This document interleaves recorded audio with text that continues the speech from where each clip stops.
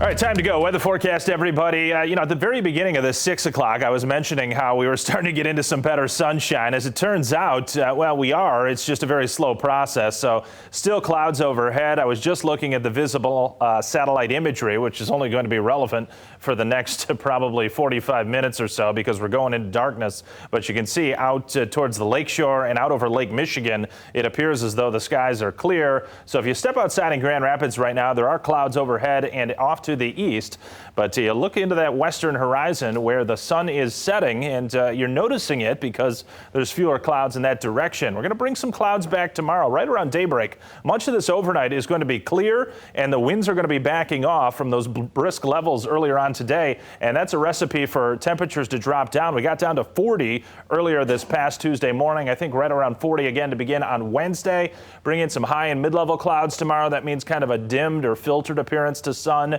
We'll see how that goes. It could be as good as partly sunny tomorrow. It could be as worse as mostly cloudy at times.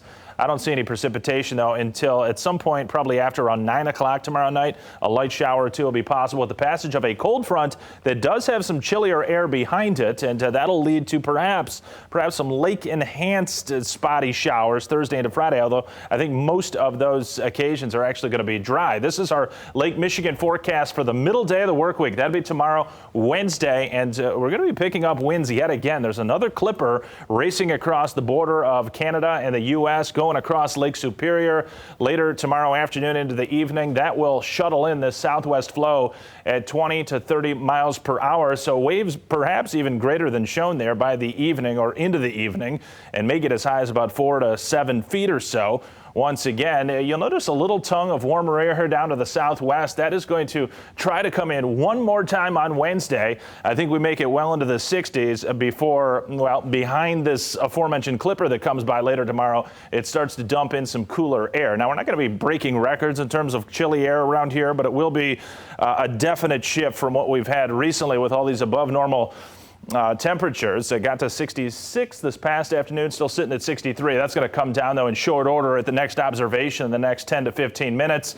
A few sprinkles. Maybe you got that in our northernmost sections within the past several hours. The further south you reside, no precip in Grand Rapids, Kalamazoo, and Battle Creek today. I don't believe. Maybe you did see a sprinkle on your windshield, but it wouldn't have been anything more than that. Briefly, high pressure comes in overnight tonight, and that sets the table for some chillier air. But then some of the clouds from this system, that's the clipper I'm talking about.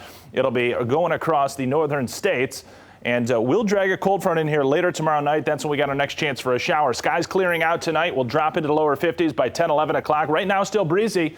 Yes, out of the southwest. Those winds will turn more to the west overnight tonight and then back to the south and even the southeast tomorrow as this next system does race to our north and could have some gusts to around 30, 35 plus miles per hour once again by tomorrow afternoon. So we have had lots of breezy and even windy mornings and afternoons recently, and expect no different for tomorrow. HRRR model does show some of those high and mid-level clouds coming in tomorrow. It looks like this ominous overcast, but they're high base, so I do think there will be some filtered sun trying to work through at various intervals. And the 7-day forecast, as we've been talking about recently, not a washout here, but a spotty shower, perhaps lake enhanced with chillier air. Janice and Ryan, right on through the upcoming weekend. Okay. Anthony, thanks. Western Michigan University